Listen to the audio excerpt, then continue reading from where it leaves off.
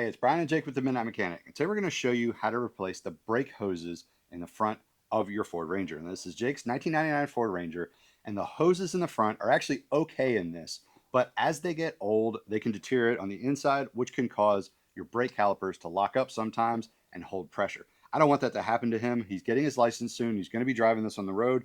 And I want it to be safe. It's cheap. It's like $30 for a pair of them. And it's a good insurance to make sure that you don't have problems with your truck going down the road. So while we do the front brakes on this, we're going to go ahead and replace those front brake hoses too, and we'll show you how to do it. So now the brake hose needs to be replaced. It goes right here from the solid line all the way over to the brake caliper on the top side here. Now this is a 9/16. Jake's going to go ahead and remove this. We're going to remove that caliper. We're replacing that caliper, so we're going to get it out of the way, and we're going to go ahead and replace this hose. So the caliper is going to be filled up. Rotate it so it's like this. That way, none of that comes out. You can set it down out of the way. This is going to continue leaking. Try to get it up as high as you can. Locking it in there somehow. Doing whatever you can to get that up as high as you can. Because if it's low, it'll all drain out of it. It's still going to come out of there. But if you have it really low, it's going to drain out really fast. And it could empty out your brake master cylinder, which you don't want. Okay, so now we're going to go ahead and remove the hose. We have to remove it from this right here. The problem is, especially on a line like this where the fitting is facing vertical like this, a lot of dirt and dust and crap gets right down in that fitting. And then you end up with a situation like this where you go to remove it and the whole line is moving because it's stuck in there in that ferrule. Don't try to take it off if it's doing that like this, because what will happen is you'll keep doing it, you'll keep moving it, you'll spin this line around and tear it, and then you have to replace the entire line. What you need to do instead is rotate the hose on that fitting right there, and then you can reinstall the new one that way. That way this isn't actually spinning and you won't damage this line. So what I have to do is remove this bracket here. The new ones we came with, I think actually came with a new bracket, but I'm going to take this off. That way I can rotate this hose on this fitting a little bit easier. Up here on this bracket, it has this little clip that holds the hose fitting onto this bracket, and then this goes into the top of it. I'm going to remove that off so I can get the hose off the fitting, and then I'm going to remove the bracket so I have a little bit more access. This one gets a little rusty and stuck on here, so I normally will just use... Now you can remove that bracket, and you can really access everything.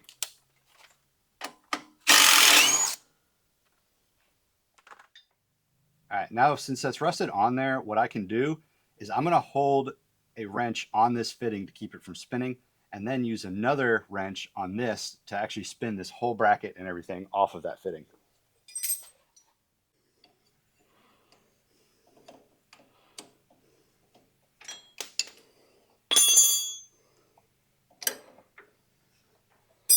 So I can just rotate this whole bracket and the line all the way around.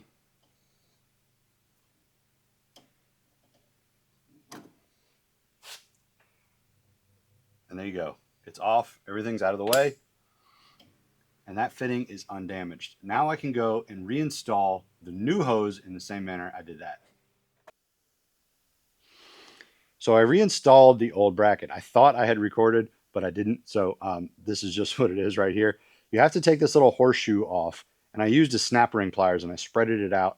And then I got it off of, I was able to put it on this new bracket.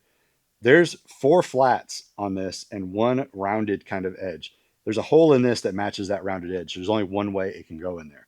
Once you get it in there, slide on that little horseshoe.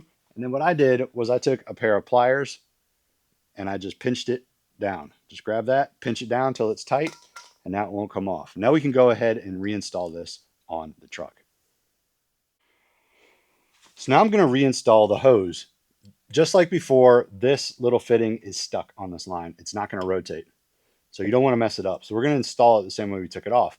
I'm going to get this on there and then rotate it around, but make sure that it's not cross-threaded. If you cross-thread it, you're going to end up in the same situation. So just take your time, make sure it's in there and that it rotates freely before you do it. Then once it's in there, we're going to bolt it down.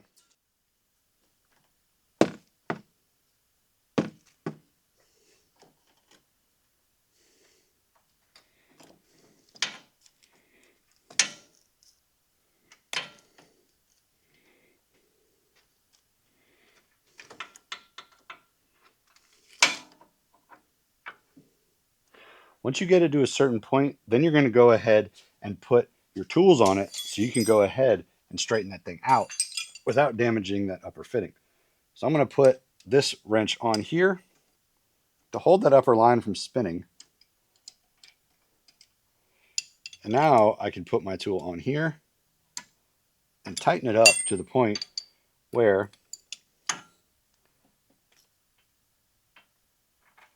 it's lined up again.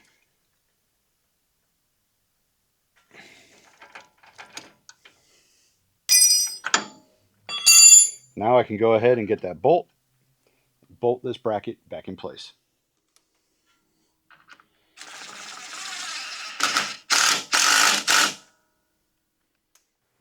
Now we're going to reinstall the brake hose on the caliper. These little crush washers right here are going to go on either side of the brake hose end.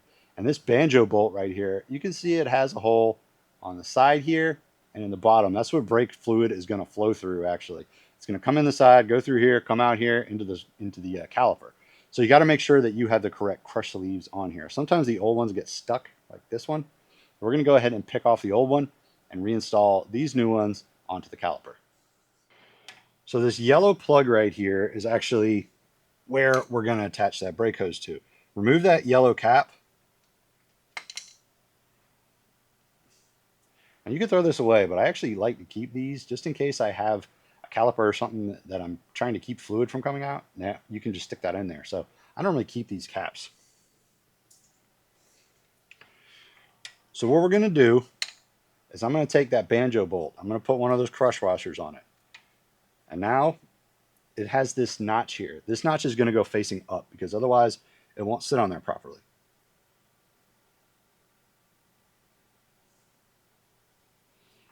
So it's going to go like this. We're going to go the crush washer down in there. Now you're going to put a crush washer on the back side. And now you can bolt it down to the caliper. Don't cross thread it. Make sure it's on there good, but not cross threaded. You should be able to get it in there finger tight. Just like that. Now what I'm going to do is I'm going to come back and reinstall this. Make sure this doesn't rotate. It'll hit this right here before it does it, but I like to try and keep it as square as I can. Not like it really matters, but now you can go ahead and tighten it down. Tighten it down really tight because you don't want any leak there. Once you have it tightened down, those crush washers will seal it up really nicely and everything will work just like it should. Now you're all ready to go. You can start filling it up with fluid and start bleeding your brakes. So now that everything's together, we're going to go ahead and start bleeding the brakes. So Chase is in there and he's going to go ahead and pump the brakes to get as much air pushed out as he can. Then I'm going to open the bleeder to push out any air that's built up to the top. We already did it a little bit, but now we're going to show you the best way to do it with two people. So when you're bleeding the brakes, one of the things you also need to know is that if you do something like replace your master cylinder or your ABS pump or anything like that, a lot of times if you do your ABS pump, you're going to need a special tool in order to bleed all the air out of it. But if you're doing anything that introduces a lot of air into your system, it's important that you do the furthest tire back from the master cylinder. So you would start with the passenger side rear, driver side rear, passenger side front, driver side front, because you want to get all the air out of the system from furthest back to closest to it. So it's not very difficult to bleed your brakes. It just takes a little time and you have to know which ones you're going to do because certain systems have different T's and things in there and you just want to get all the air out of the system from the back to the front, furthest to closest. So this is your bleeder right here. What you need to do is crack that open and it'll allow the pressure to come out and push the air out along with some fluid. Now you don't need to put anything on there. It'll just shoot out, but it gets everywhere. So what I normally do is I normally have a hose that I use off of my Mighty Vac, which honestly you could use a Mighty Vac. I haven't really had much luck with that, so I'm not even going to show you how to do that. But what I do is I hook this hose up to it, so that way when I crack open the bleeder, it pushes it in the hose and down into the little container here instead of spraying it everywhere. So what I'm going to do is I'm going to go ahead and I'm going to put this on the end. And what Chase is going to do is he's going to pump the brakes 3 times slowly. 1, 2, 3. And then on the fourth one, he's going to hold it down all the way. And when he holds it down, he's going to yell, hold, and I'm going to crack the thing open. and let air out and then close it back almost immediately. So go for it, Chase.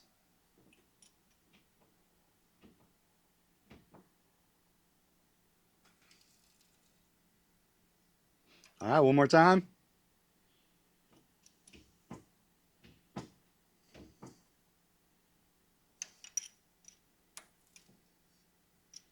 All right, one more.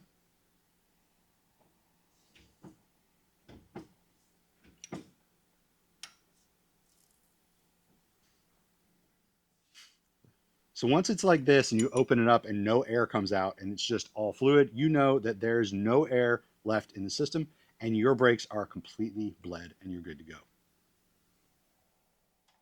Now you see how easy it is to replace those brake hoses, and you see what to do if that little ferrule is locked up like it was on this truck. We put it on there, no leaks, no problem. And I know that it's not going to get stuck and overheat on Jake. So that is what we were going for. If there's anything else you'd like to learn about, post down below in the comments. Don't forget to follow us on Instagram at The Midnight Mech, TikTok at The Midnight Mechanic, and don't forget to subscribe to see our how-tos and all our other stupid shows. We'll see you next time.